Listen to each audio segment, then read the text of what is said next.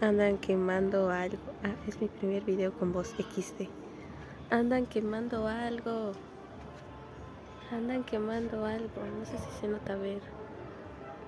Está quemándose algo, güey. Está quemándose algo. ¡No! Se me incendia la casa, seguro. Ay, sí, voy a ver un incendio por primera vez. Nunca vi. Ah, cierto, ya vieron las nubes. Están muy bonitas. Aunque solo se parezcan puntos. XD. La ventana de mi vecina.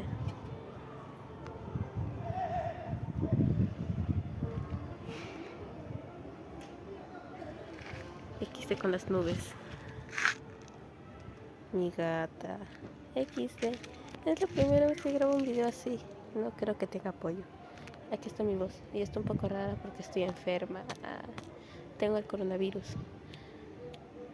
El COVID-20. Me duele la voz. Me duele la voz. Me duele la garganta.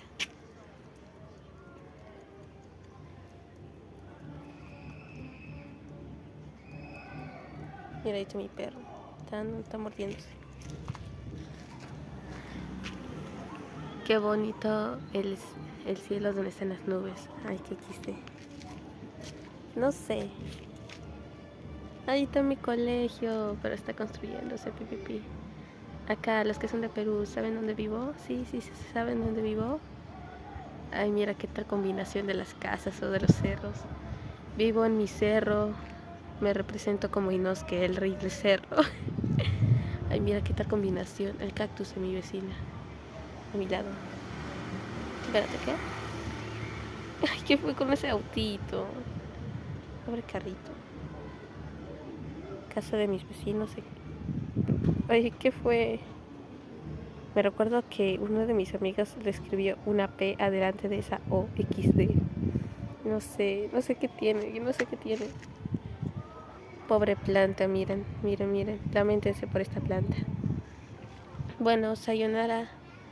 Adiós. Bueno, no, solamente un ratito más. XD. Y colegio todo bien XD.